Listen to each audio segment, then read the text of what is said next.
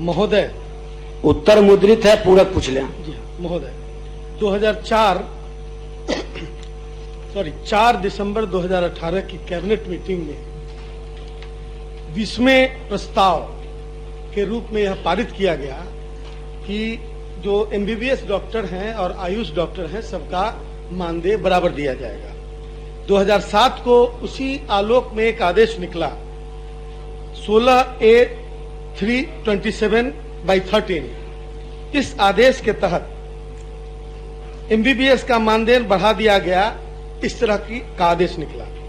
आयुष डॉक्टरों का मानदेय बढ़ाने का निर्णय आप पूरा पूछ लीजिए। महोदय, मेरे पास सारे पत्र हैं। उसके बाद बिहार सरकार ने एमबीबीएस डॉक्टरों का मानदेय बढ़ाया, लेकिन आयुष डॉक्टरों का मानदेय नहीं बढ़ा। मानदेय बढ़ाने का निर्णय कैबिनेट से 2018 में लिए जाने के बाद विभाग अभी तक, माननीय मंत्री ने उत्तर दिया कि अभी तक विचार कर रही है। क्या विभाग कैबिनेट से ऊपर है या जो जांच करता है? पूरा जब कैबिनेट का निर्णय हो महोदय, जल्द से जल्द उनका मानदेय बढ़ाया जाए। आयुष डॉक्टर ये सुझाव हुआ। समय सीमा कब तक बढ़ाएंगे? कब तक बढ़ाएंगे माननीय मंत्री महोदय? माननीय सदस्य ने जिस 2018 के कैबिनेट बैठक की चर्चा की है, उसी बैठक के आलोक में आयुष चिकित्सकों का मानदेय बढ़ा के 44,000 किया गया। मैं माननीय सदस्य को बताना चाहता हूं कि उसके पहले आयुष चिकित्सकों को अपने राज्य में 20,000, 22,000 और 24,000 के 2 स्लैब में उन लोगों को वेतन दिया जाता था, और 22,000, 24,000 से बढ़ा के सीधा 44,000 उस 2018 के कैबिनेट के निर्णय के आलोक में किया गया है। उसके बाद, ये ठीक है कहना माननीय सदस्य का, उसके बाद एमबीबीएस के चिकित्सकों का मानदेय बढ़ाया गया है।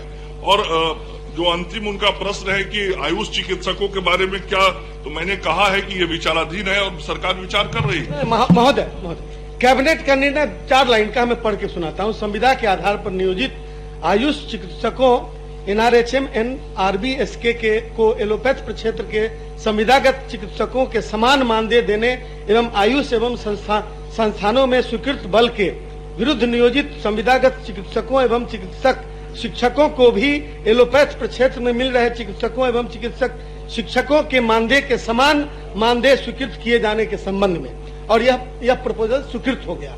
महोदय, ये समान मानदेय देने की स्वीकृति पहले कैबिनेट दे दी है। ऐसा नहीं था कि पहले से कोई लंबित था।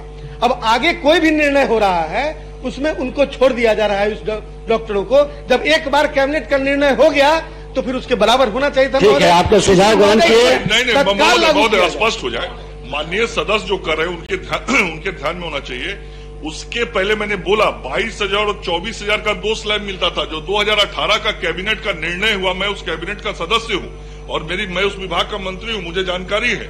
उस निर्णय के बाद ही उनका 44, सुन तो लीजिए, मैंने निर्णय किया है 44। माननीय सदस्य मंत्री खड़े हैं तो सुन लीजिए। नहीं, ये सुन लीजिए, आप बढ़िए, पहले सुन लीजिए, इनका सुन लीजिए, उसके बाद बोलिए। आप लोग बढ़िए लोग हैं। मैं कहाँ कह रहा हूँ, मैं तो कह ही रहा हूँ कि सरकार का ही बहुत पहले से निर्णय था कि जो हमारे एमबीबीएस के चिकित्सक हैं उनके बराबर आयुष चिकित्सकों को भुगतान किया जाएगा। और सुन लीजिए ना, और उस समय विसंगति थी।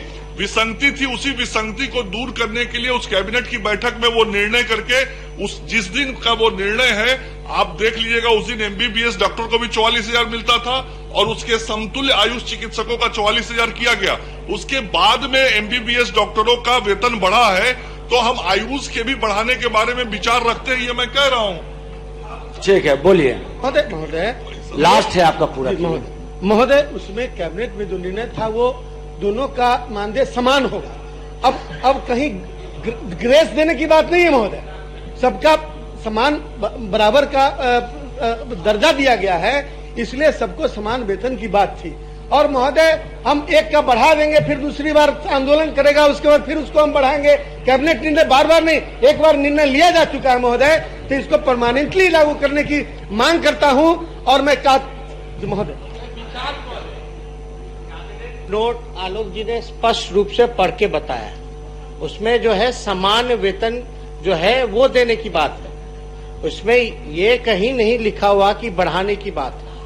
जो मिल रहा है उनको वही दूसरों को भी मिलेगा, ये स्पष्ट रूप से कैबिनेट नोट की बात है। तो कैबिनेट में अगर नहीं है तो आलोक जी आपको भिजवा देंगे, आप निकलवा करके दिखवा लीजिए। ठीक। आप ही का निर्णय है तो आप एक बार गौर कर लीजिए, इसमें सामान्य है वो होना चाहिए महोदय। इसमें चाहेंगे कि मंत्री जी जो है, जो कैबिनेट का जो है उसका पालन करें, ठीक। इनका विभाग। श्री नीतीश मिश्रा, संजय सरावगी जी।